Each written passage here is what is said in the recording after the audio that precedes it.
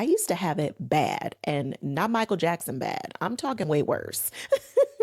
I used to be the queen of a good pros and con list, but it wasn't for the guy. It was for me and everything I thought I was doing wrong that left me single. So if you already know what it's like being your own worst critic and you can feel that switch flipping in your body right now as we speak, and you're nodding along and you didn't even mean to, same friend, same.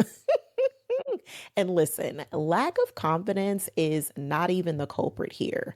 There is a system that is running an old, outdated program, and we're going to get to the bottom of it. So let's get into it. If you are new here, I'm Letitia, your identity shift coach. Make sure that you subscribe because we have real conversations like this on the regular. Because, friend, being your own worst critic did not just pop up on you out of nowhere. And I'm actually going to link the podcast episode number 322 that talks about where your worst critic even came from, because that little voice inside of your head, it's not even yours. So I'll link it so that you can listen to that and get all of the background on where this worst critic of yours even came from in the first place. But just for the sake of context, really, being your own worst critic is just a trained response.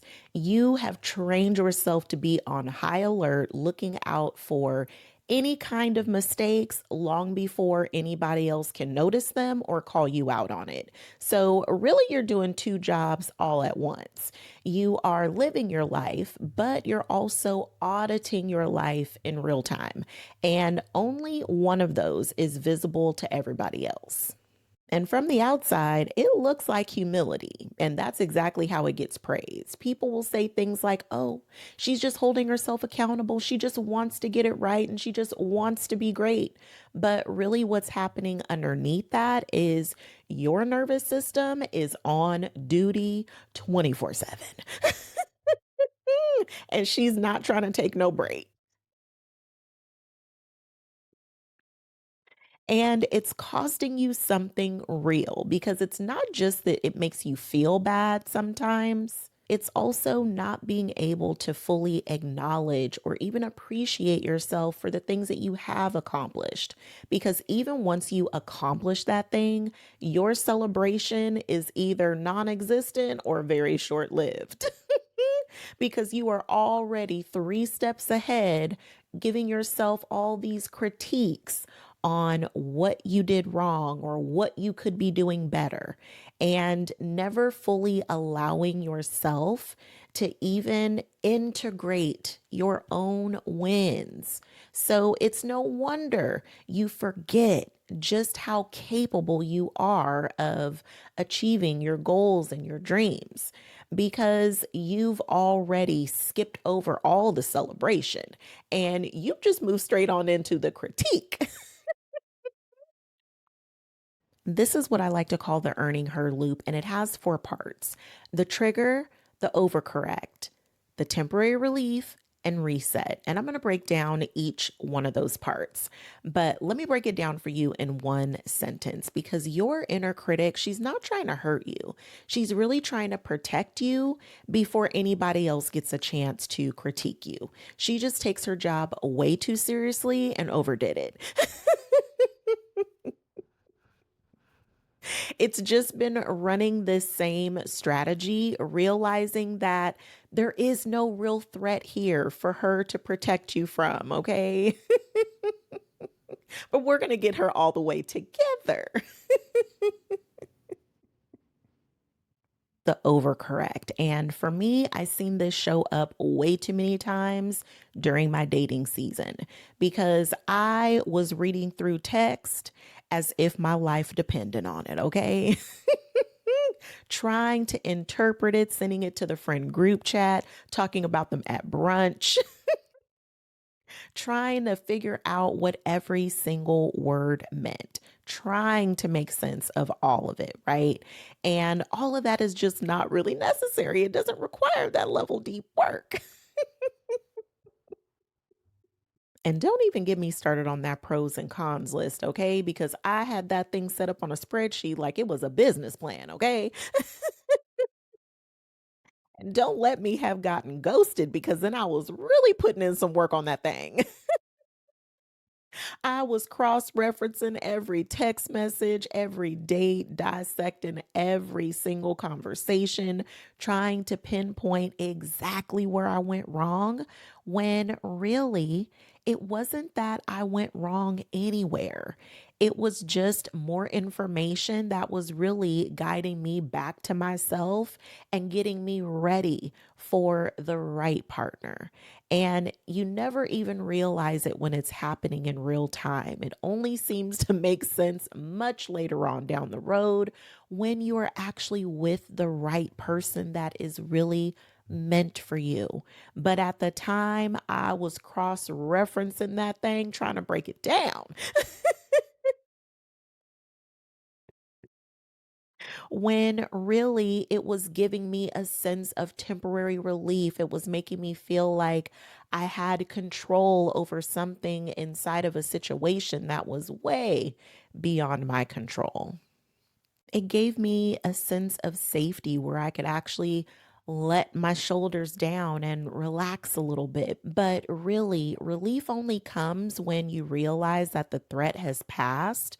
But what I really wanted was a sense of peace. And that is what you feel when you realize that there was really never a threat to begin with. So here's the reset. And listen, this is not about stopping yourself from being critical of yourself, okay? That takes time and repetition. That is not going to be no instant, easy fix, okay? But here is what you can do in the meantime. The next time that you start to feel yourself going through that earning her loop, you can pause and just allow yourself to acknowledge the good things that you've done and actually appreciate yourself for it. And the next time that you get the urge to want to audit where you went wrong, just put a pause for the cause on that and just allow yourself be appreciative, to just allow your accomplishments to really settle in so that you can really embody those wins, so that the next time that you find yourself getting into that critique spiral, you'll start to notice that you'll critique yourself less and less by allowing your accomplishments to breathe and give them a little life of their own. You know what I mean? Allow yourself to just bask in that goodness before you move on to critiquing yourself. And the more that you do that, you'll start to notice the more that that feels comfortable, and you'll want to stay there a little bit longer next time and a little bit longer. And before you know it, you'll have it flipped it and reversed it. And you'll be spending more time allowing yourself to just bask in the glory of the goodness that is you over critiquing yourself. Okay, so let me give you a journal prompt, okay? Where in my life am I already doing well, but I haven't let myself feel it yet? And friend, remember, when you do your journaling, no shade, no shame, and no judgment, okay? This is just you allowing yourself to recognize, where is this showing up for you? And then meet me in the comments and tell me where you caught your own loop today. Where is that for you? Is it showing up in your relationships? Is it at work? Is it with your own self? Maybe you handling your health in a different way. Where is it showing up for you, friend? I want to know and I want to cheer you on. I'm Letitia, your favorite coach, calling you back to be your own happy, healthy, whole self, loving yourself, loving your days and your life. And listen, I cannot wait to meet you in those comments, and I will see you in the next video.